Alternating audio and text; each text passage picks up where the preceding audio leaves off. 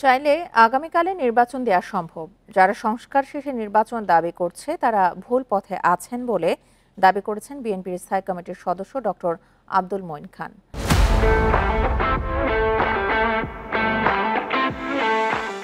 মঙ্গলবার বিকেলে রাজধানীর খামারবাড়ি কৃষিবিদ ইনস্টিটিউটে এক সেমিনারে তিনি এসব মন্তব্য করেন।